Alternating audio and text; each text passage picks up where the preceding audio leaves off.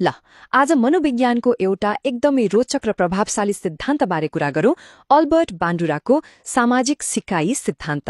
के हो त यो? आउनुहोस् यसको गहिलाइमा जाउँ। सुरुवात एउटा साधारण प्रश्नबाट गरौँ है त। के हामीले सबै कुरा आफैले गरेर अनुभवबाट मात्र सिक्छौं, कि अरूले गरेको हेरेर मात्रै पनि सिक्न सकिन्छ? हो, यही प्रश्न नै बान्डुराको सिद्धान्तको मुटु हो। यो सिद्धान्तको जरा खोज्दै जाँदा हामी एउटा अलि अनौठो तर एकदमै महत्त्वपूर्ण प्रयोगमा पुग्छौं, जसको नाम हो बोबो डल एक्सपेरिमेन्ट। कुरा हो सन् 1960 को दशकको।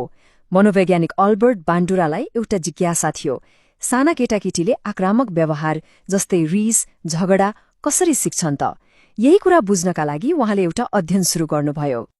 उहाँले के गर्नुभयो भने बच्चाहरूलाई 3 वटा छुट्टा छुट्टै समूहमा राख्नुभयो। पहिलो समूहलाई एउटा कोठामा लग्यो जहाँ एकजना वयस्कले बोबो डल भन्ने खेलौनालाई मज्जाले पिटिरहेको थियो, लात्ताले हानिरहेको थियो। अनि दोस्रो समूहले चाहिँ त्यही वयस्कलाई त्यो गुडियालाई वास्तै नगरी शान्तसँग अरू खेलौना खेलेको देख्यो। र तेस्रो समूह, उनीहरूले चाहिँ केही पनि देखेनन्। ल अब वयस्कले के गर्छ भनेर हेरिसकेपछि पालो आयो बच्चाहरूको। प्रत्येक बच्चालाई एक्लै एक्लै खेलौनाले भरिएको कोठामा पठाइयो, र त्यो कोठामा अरू खेलौनासँगै हो त्यही बोबो डल पनि थियो। अनि जुन नतिजा आयो त्यो साँच्चीकै नाटकीय थियो। जुन बच्चाहरूले वयस्कलाई गुडिया पिटेको देखेका थिए नि, उनीहरूले ठ्याक्कै त्यही कुराको नक्कल गरे। त्यो बोबो डललाई हिर्काउन थाले, लात्ताले हान्न थाले, यहाँसम्म कि त्यस्तै खालको शब्दहरू पनि प्रयोग गर्न थाले। यो चार्टमा हेर्दा त झन छर्लङ्गै हुन्छ। यो सबैभन्दा अग्लो बार हेर्नुस् त। यो त्यही समूह हो जसले आक्रामक व्यवहार देखेको थियो। उनीहरूको आक्रामकताको स्तर अरू 2 समूहभन्दा कति धेरै माथि छ। यसले के देखायो भने केवल हेरेको भरमा कुनै पुरस्कार वा सजाय बिना नै व्यवहार कति सजिलै सर्न सक्दो रहेछ। हो, यही चकित पार्ने प्रयोगको नतिजाबाट मनोविज्ञानमा एउटा नयाँ र शक्तिशाली सिद्धान्तको जन्म भयो, अवलोकनद्वारा सिकाइ, अर्थात् लर्निङ बाई अब्जर्भेसन। त्यसो भए यसको सार के हो त? बान्डुराले भन्नुभयो, हेर्नुस्, हामीले सिक्ने भनेको खालि पुरस्कार पाएर वा सजायको डरले मात्र होइन। हामी त अरू मानिसहरूलाई हेरेर उनीहरूले के गरिरहेका छन् भनेर अवलोकन गरेर अनि त्यसको नक्कल गरेर पनि सिक्छौं। हो, यही नै हो सामाजिक सिकाइ सिद्धान्त। ल अब यो सिद्धान्तलाई अझ राम्ररी बुझ्नका लागि यसका केही आधारभूत अवधारणाहरूलाई केलाएर हेरौँ है त। खासमा बान्डुराको यो सिद्धान्त 4 वटा मुख्य खम्बाहरूमा अडिएको छ।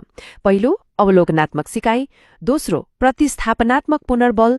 तेस्रो, आत्मसामर्थ्य। र चौथो, पारस्परिक निर्धारकता। अब एक एक गरेर बुझौं। सबैभन्दा पहिलो र मुख्य कुरा त यही हो, अवलोकनात्मक सिकाइ। यसको सोझो अर्थ हो अरूलाई हेरेर सिक्ने प्रक्रिया। हामीले जसलाई हेर्छौं उनीहरू हाम्रो लागि मोडल वा नमुना बन्छन्। यी नमुनाहरू को हुन सक्छन्? हाम्रा आमाबुवा, शिक्षक, साथीभाइ, र अहिलेको जमानामा त झन् सामाजिक सञ्जालका इन्फ्लुएन्सरहरू पनि। अब दोस्रो अवधारणा छ वाइकेरियस रिइन्फोर्समेन्ट वा प्रतिस्थापनात्मक पुनर्बल। यो सुन्दा अलि अप्ठ्यारो सुनिएला, तर कुरा एकदम सरल छ। यसको मतलब हो अरूको अनुभवबाट सिक्नु। मतलब कुनै काम गर्दा अरू कसैले पुरस्कार पाएको वा सजाय भोगेको देखेरै हामीले के गर्ने र के नगर्ने भनेर सिक्छौं। एउटा सजिलो उदाहरण हेरौं न। कक्षामा एकजना विद्यार्थीले प्रश्नको सही उत्तर दिएर शिक्षकबाट स्याबासी पायो भने त्यो देखेर अरूलाई पनि मैले पनि कोसिस गर्नुपर्छ भन्ने लाग्छ होइन त? अनि ठ्याक्कै यसको उल्टो, कसैले चकचक गरेर सजाय पाएको देख्यो भने अरूहरू त्यो काम गर्नबाट डराउँछन्। आफूले अनुभव नै नगरी अरूलाई हेरेरै सिकियो नि। तेस्रो महत्वपूर्ण कुरा हो आत्मसामर्थ्य, अर्थात् सेल्फ एफिकेसी। यो भनेको के हो भने कुनै काम म गर्न सक्छु भन्ने आफ्नो क्षमतामाथिको विश्वास। जस्तै कसैले एकदमै राम्रो गिटार बजाएको देख्यो रे, तर मनमा यस्तो त मैले सक्दिन भन्ने लाग्यो भने उसले सिक्ने कोसिस नै गर्दैन। तर यदि विश्वास छ भने त्यो देखेको कुरालाई व्यवहारमा उतार्ने सम्भावना बढ्छ। तर कुरा यतिमा मात्रै सकिँदैन। कसैलाई हेर्दैमा सबै कुरा सिकिहालिन्छ भन्ने पनि होइन। बान्डुराका अनुसार यो अवलोकनात्मक सिकाइ सफल हुनका लागि 4 वटा चरणहरू पार गर्नुपर्छ। सबैभन्दा पहिलो चरण हो ध्यान। मतलब जे सिक्न खोजिएको हो त्यो व्यवहारमा ध्यान त दिनु पर्यो नि। दोस्रो हो धारण। अर्थात् देखेको कुरालाई दिमागमा सम्झनामा राख्नु। तेस्रो चरण हो पुनरुत्पादन। सम्झेर मात्र भएन, त्यो काम गर्न शारीरिक रूपमा सक्षम पनि हुनु पर्यो। र अन्त्यमा चौथो चरण हो उत्प्रेरणा। त्यो व्यवहारको नक्कल गर्नका लागि कुनै न कुनै किसिमको मोटिभेसन अर्थात् भित्री वा बाहिरी कारण चाहिन्छ। ल, यति धेरै सिद्धान्तको कुरा गरियो। अब प्रश्न उठ्छ, यसको वास्तविक जीवनमा, खास गरी शिक्षा क्षेत्रमा के काम छ त? हो, यसको प्रयोग एकदमै महत्त्वपूर्ण छ। सोच्नुस् त, कक्षा कोठामा शिक्षक कति शक्तिशाली मोडल हुन्। विद्यार्थीहरूले उहाँको हरेक व्यवहारलाई नियालिरहेका हुन्छन्। त्यति मात्र होइन, उनीहरूले आफ्नै साथीहरूको सफलताबाट प्रेरणा लिन्छन् र गल्तीबाट सिक्छन्। त्यसैले त कक्षा कोठामा सकारात्मक रोल मोडलहरू प्रस्तुत गर्नु कति जरुरी छ भन्ने कुरा यो सिद्धान्तले प्रष्ट पार्छ।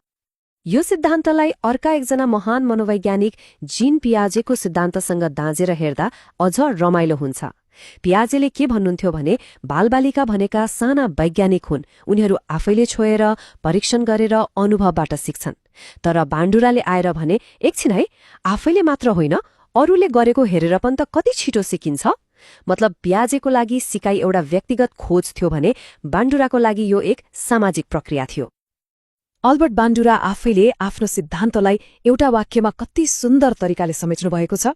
उहाँ भन्नुहुन्छ, यदि मानिसले हरेक कुरा आफैले गरेर त्यसको परिणाम भोगेर मात्र सिक्नु परेको भए सिकाइ भन्ने प्रक्रिया असाध्यै गाह्रो र कतिपय अवस्थामा त खतरनाक पनि हुने थियो।